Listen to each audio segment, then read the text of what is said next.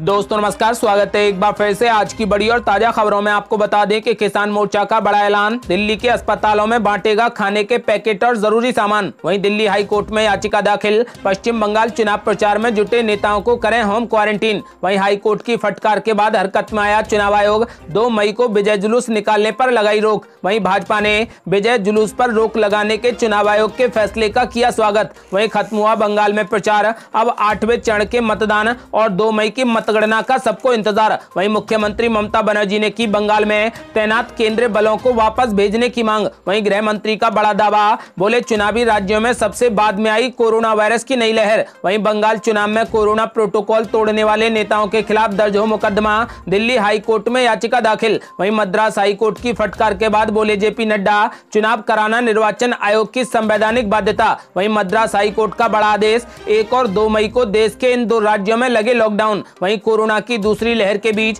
सरकार की लोगों को नई सलाह, घर पर भी पहने मास्क। और भी बड़ी खबरों को जानने के लिए वीडियो को लाइक कर दें, चैनल को सब्सक्राइब कर लें और घंटी बटन जरूर दबा दें। वहीं पहली बड़ी खबर, किसान मोर्चा का बड़ा ऐलान, दिल्ली के अस्पतालों में बांटेगा खाने के पैकेट और जरूरी सामान। यहां आपको बता दें कि केंद्र के 3 कृषि कानूनों के खिलाफ आंदोलन की अगुवाई कर रहे संयुक्त किसान मोर्चा ने कहा कि वो राष्ट्रीय राजधानी के अस्पतालों में खाना और जरूरी सामान का वितरण करेगा। संयुक्त किसान मोर्चा ने एक बयान में कहा कि दिल्ली की कई सीमाओं पर धरना दे रहे किसान शहर के अस्पताल में खाने के पैकेट और जरूरी सामान वितरित करेंगे। बयान के मुताबिक गाजीपुर सीमा पर बैठे किसान पहले ही दिल्ली में बस टर्मिनलों और रेलवे स्टेशनों तथा अस्पतालों में भोजन वितरित कर रहे हैं। इसमें कहा गया है कि पैकिंग प्रक्रिया मंगलवार को सिंगू बॉर्डर पर शुरू हो गई है। बयान में कहा गया है कि स्वयंसेवक किसानों के धरना स्थल के पास से ऑक्सीजन और अन्य सामान लेकर गुजर रहे वाहनों को उनके गंतव्य स्थान तक पहुंचने में काफी मदद कर रहे हैं। बीते काफी लंबे समय से देश में कोरोना संक्रमण के मामले तेजी से बढ़ते जा रहे हैं। इस बीच अस्पतालों में मरीजों की संख्या बढ़ने के साथ ही उनकी देखभाल को आवश्यक वस्तुओं का अभाव बना हुआ है। वहीं कृषि कानूनों का विरोध कर रहे संयुक्त किसान मोर्चा की ये मुहिम मरीजों के लिए वरदान से कम नहीं है। आपको बता दें कि किसानों ने अपना आंदोलन खत्म करने से साफ इनकार कर दिया है और सरकार को चेतावनी दी है कि सरकार जल्द से जल्द कृषि कानूनों को रद्द करे, नहीं तो आंदोलन और तेज किया जाएगा। यदि आप भी किसानों का खुले दिल से समर्थन करते हैं तो इस वीडियो को लाइक कर अपनी राय हमें कमेंट बॉक्स में जरूर दें। और ये बड़ी खबर, दिल्ली हाई कोर्ट में याचिका दाखिल, पश्चिम बंगाल चुनाव प्रचार में जुटे सभी नेताओं को करें होम क्वारंटीन। ये आपको बता दें कि दिल्ली उच्च न्यायालय में मंगलवार को एक अर्जी दायर कर निर्वाचन आयोग को कड़े निर्देश देने का अनुरोध किया गया है कि वो पश्चिम बंगाल विधानसभा चुनावों के दौरान कथित तौर पर कोविड-19 नियमों के उल्लंघन को लेकर स्टार प्रचारकों और सभी राजनीतिक दलों के नेताओं पर जुर्माना लगाने और उन पर FIR दर्ज करने जैसी कार्रवाई करें। उत्तर प्रदेश के पूर्व पुलिस महानिदेशक और think tank centre for accountability and systematic change के अध्यक्ष विक्रम सिंह ने इस आवेदन में केंद्र सरकार और निर्वाचन आयोग को उन सभी लोगों का घर पर ही अनिवार्य तौर से पृथकवास यानी कि क्वारंटीन सुनिश्चित कराने का निर्देश देने की मांग की है, जिन्होंने पिछले एक हफ्ते में पश्चिम बंगाल में चुनाव प्रचार किया है। आपको बता दें कि गुप्ता ने कहा कि चुनाव आयोग ने लीगल नोटिस के बावजूद भी इस गैर कानूनी काम को रोकने की कोई कोशिश नहीं की, किसी भी रोड शो और रैलियों की अनुमति को निरस्त नहीं किया, जिसकी वजह से 5 चुनावी राज्यों और पूरे देश में कोरोना के संक्रमण का भयानक विस्तार हुआ है। इसके लिए चुनाव आयोग के जिम्मेदार अधिकारियों पर आपराधिक कार्रवाई होनी चाहिए। पश्चिम बंगाल समेत अन्य चुनावी राज्यों में रोड शो और रैलियों के कारण कोरोना वायरस संक्रमण बहुत बड़ा है। इससे पूरे देश में एक महामारी के हालात पैदा हो गए हैं। आम आदमी के ऊपर जुर्माना, जेल और अनेक कार्रवाई की जा रही है, लेकिन नेताओं के ऊपर कोई कार्रवाई नहीं हुई तो ऐसा लगेगा कि एक देश 2 विधान है। देश में VIP कल्चर का अंत होना चाहिए। इसलिए दिल्ली हाई कोर्ट से मांग की गई है कि इन सभी मामलों में उचित आदेश पारित करें, जिससे आम जनता का कानून में भरोसा बढ़े और दोषियों को दंड मिल सके। मामले में सुनवाई 30 अप्रैल को होने की संभावना है। यदि आप भी चाहते हैं कि चुनाव प्रचार करने वाले सभी नेताओं को क्वारंटीन किया जाए तो इस वीडियो को लाइक कर अपनी राय हमें कमेंट बॉक्स में जरूर दें। और ये बड़ी खबर, हाई कोर्ट की फटकार के बाद हरकत में आया चुनाव आयोग, 2 मई को विजय जुलूस निकालने पर लगाई पाबंदी। आपको बता दें कि हाई कोर्ट की फटकार के बाद चुनाव चुनाव आयोग हरकत में आ गया है। आयोग ने 5 राज्यों में हुए विधानसभा चुनावों के नतीजे घोषित होने के बाद किसी भी तरीके के विजय जुलूस या फिर जश्न पर पूरे तरीके से बैन लगा दिया है। साथ ही आयोग ने कहा है कि नतीजों के बाद कोई भी प्रत्याशी सिर्फ 2 लोगों के साथ ही अपनी जीत का सर्टिफिकेट लेने जा सकता है। गौरतलब है कि पश्चिम बंगाल, तमिलनाडु, असम, केरल और पांडुचेरी के चुनाव के नतीजे 2 मई को घोषित किए जाएंगे। 4 राज्यों में चुनाव खत्म हो गया है, जबकि पश्चिम बंगाल में एक चरण की वोटिंग अभी बाकी है। आपको बता दें कि चुनाव आयोग ने यह कदम मद्रास हाई कोर्ट की फटकार के बाद उठाया है। कोर्ट ने कहा था कि कोरोना संक्रमण के प्रसार के लिए चुनाव आयोग जिम्मेदार है। कोरोना वायरस संक्रमण की दूसरी लहर के बावजूद राजनीतिक दलों को चुनावी रैलियों की अनुमति देने को लेकर चीफ जस्टिस संजीव बनर्जी ने कहा था कि चुनाव आयोग के अधिकारियों के खिलाफ हत्या के आरोपों में मुकदमा दर्ज किया जाना चाहिए। हाई कोर्ट ने कहा था कि कोरोना की दूसरी लहर के लिए किसी एक को जिम्मेदार ठहराना हो तो इसके लिए अकेले चुनाव आयोग जिम्मेदार है। ये जानते हुए कि कोरोना संक्रमण बढ़ रहा है, चुनावी रैलियों पर रोक नहीं लगाई गई। इसके साथ ही हाई कोर्ट ने चुनाव आयोग को 2 मई को मतगणना को लेकर कोविड से जुड़ी गाइडलाइंस और ब्लूप्रिंट तैयार करने के लिए कहा था। कोर्ट ने दिशा निर्देश दिया था कि अगर प्लान नहीं बताया गया तो मतगणना रोक दी जाएगी। कोर्ट ने कहा कि स्वास्थ्य सचिव के साथ मिलकर चुनाव आयोग 2 मई को होने वाली मतगणना के लिए प्लान तैयार करे और 30 अप्रैल तक कोर्ट के सामने पेश करे। आपको बता दें कि चुनाव आयोग ने फिलहाल विजय जुलूस पर पूरे तरीके से रोक लगा दी है, यानी कि 2 मई को नतीजे आने के बाद कोई भी नेता और कोई भी पार्टी विजय जुलूस नहीं निकाल पाएगी। और ये बड़ी खबर, भाजपा ने विजय जुलूस पर रोक लगाने के चुनाव आयोग के फैसले का किया स्वागत। ये आपको बता दें कि भाजपा ने विजय जुलूस पर रोक लगाने के चुनाव आयोग के फैसले का स्वागत किया है। भाजपा अध्यक्ष जेपी नड्डा ने 5 राज्यों में हुए चुनावों की मतगणना पर या फिर उसके बाद जुलूसों पर रोक लगाने के चुनाव आयोग के फैसले का स्वागत किया है। जेपी नड्डा ने कहा कि मैं चुनावी जीत के जश्न समारोहों और जुलूसों पर प्रतिबंध लगाने के भारत के निर्वाचन आयोग के फैसले का स्वागत करता हूँ। मैंने भाजपा की सभी प्रदेश इकाइयों को इस फैसले का सख्ती से पालन करने का निर्देश दिया है। भाजपा के सभी कार्यकर्ता इस संकट की घड़ी में जरूरतमंदों की मदद करने के लिए जी जान से जुटे हैं। आधिकारिक सूत्रों ने बताया कि निर्वाचन आयोग ने कोरोना वायरस के संक्रमण को फैलने से रोकने के लिए ये बड़ा फैसला लिया है। सभी राज्यों में चुनाव संपन्न हो गए हैं, लेकिन पश्चिम बंगाल में अंतिम और 8वें चरण का चुनाव होना बाकी है। 29 अप्रैल को यहां पर वोट डाले जाएंगे और 2 मई को मतगणना होगी। इससे पहले चुनाव आयोग ने मतगणना के दिन या फिर बाद में विजय जुलूसों पर प्रतिबंध लगा दिया है, जिसका बीजेपी ने खुले दिल से स्वागत किया है। और ये बड़ी खबर, खत्म हुआ बंगाल में चुनाव प्रचार, अब 8वें चरण के मतदान और 2 मई की मतगणना का है सबको इंतजार। ये आपको बता दें कि पश्चिम बंगाल विधानसभा चुनाव के लिए जारी प्रचार अभियान पूरे तरीके से थम गया।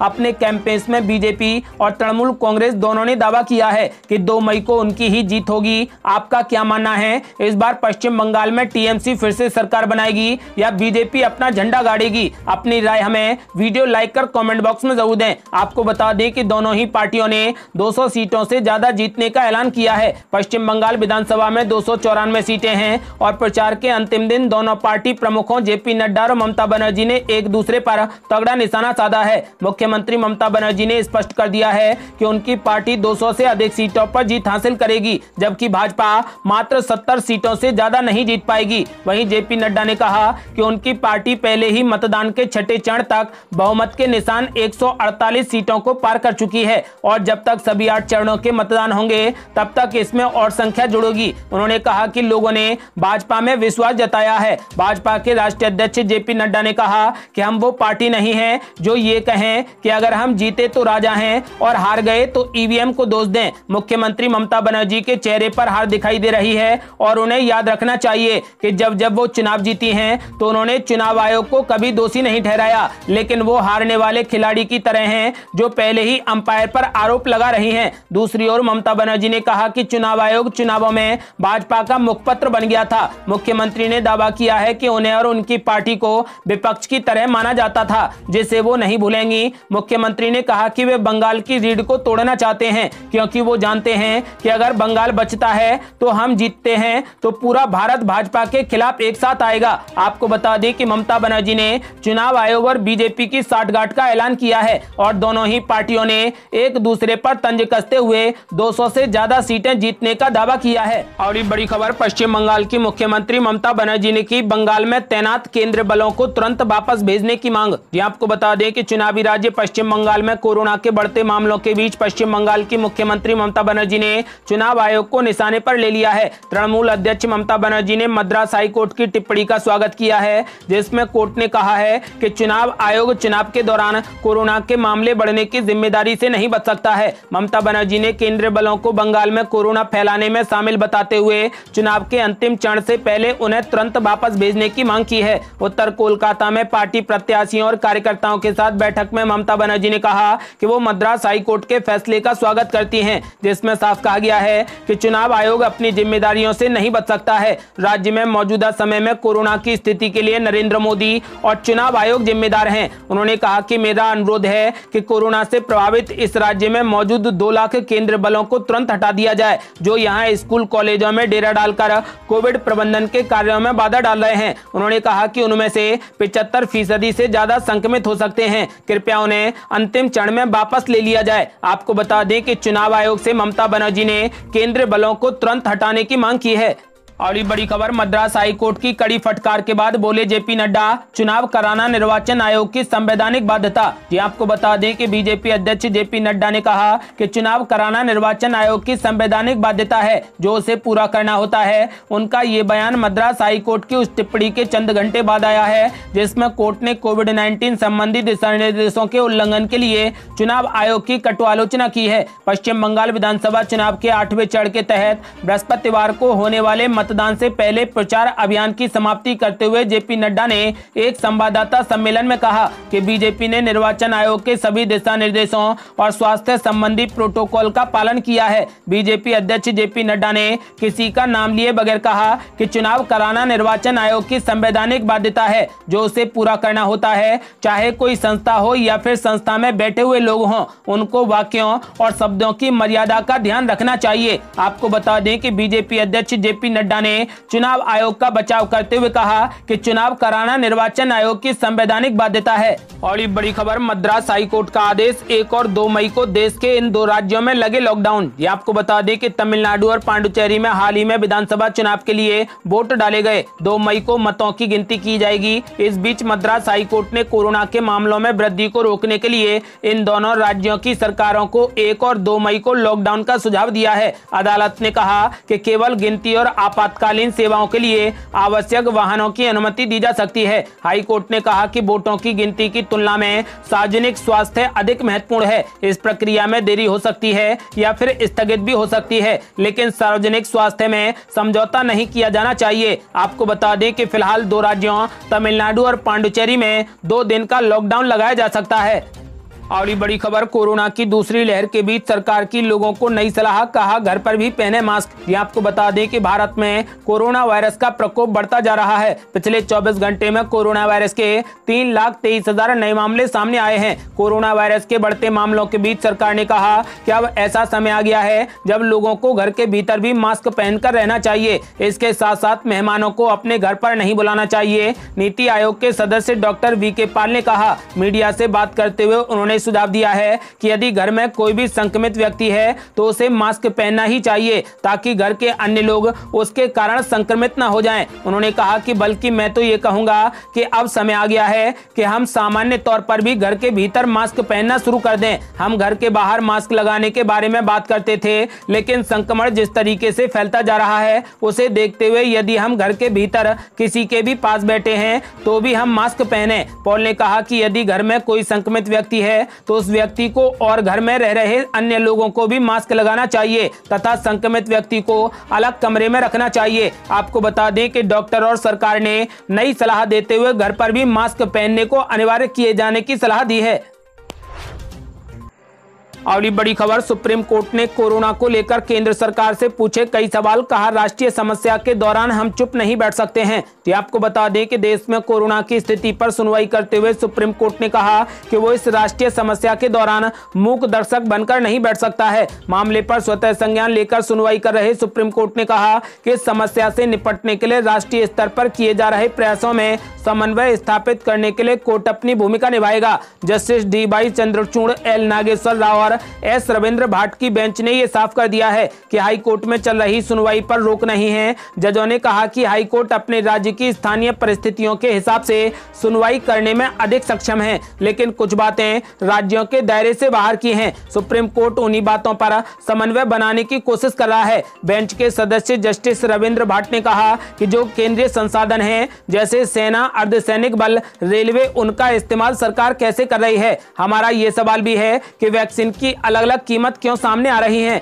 इस मसले पर केंद्र सरकार क्या कर रही है। ड्रग कंट्रोलर्स एक्ट और पेटेंट एक्ट के तहत सरकार को शक्ति हासिल है। इस महामारी के दौरान सरकार को वैक्सीन की कीमतों पर नियंत्रण करना चाहिए। आपको बता दें कि कोरोना को लेकर सुप्रीम कोर्ट सख्त हो गया है और केंद्र सरकार से कई सवाल कर दिए हैं। अगली बड़ी खबर, ऑक्सीजन सिलेंडर की कालाबाजारी पर दिल्ली हाईकोर्ट सख्त गिरफ्तारी के दिए आदेश। जी आपको बता दें कि दिल्ली के मुख्य सचिव विजय देव ने अदालत को बताया कि उन्होंने सभी सप्लायर से अनुरोध किया है कि वे दिल्ली में अपने सेंटर पर पहुंचने वाले ऑक्सीजन टैंकरों का विवरण दें। इसके बाद 3 दिनों के लिए कोटा आवंटित कर दिया जाएगा। दिल्ली सरकार के वकील का कहना है कि शाम तक कार्रवाई होगी। हमने कारण बताओ नोटिस भी जारी कर दिया है। दिल्ली हाईकोर्ट ने ऑक्सीजन सिलेंडर की कालाबाजारी की खबरों पर नाराजगी जाहिर करते हुए दिल्ली सरकार से कालाबाजारी करने वालों को तुरंत हिरासत में लेने के लिए कहा है। ये थी अब तक की बेहद बड़ी खबरें। यदि आप भी चाहते हैं कि कोरोना वायरस जल्द से जल्द खत्म हो जाए और साथ ही पश्चिम बंगाल में टीएमसी की सरकार बने, तो इस वीडियो को लाइक कर अपनी राय हमें कमेंट बॉक्स में जरूर दें। यदि आपने अभी तक हमारे चैनल को सब्सक्राइब नहीं किया है तो कृपया चैनल को सब्सक्राइब कर घंटी बटन जरूर दबा दें। जल्दी मिलते हैं बड़ी अपडेट के साथ, तब तक के लिए जय हिंद, जय भारत।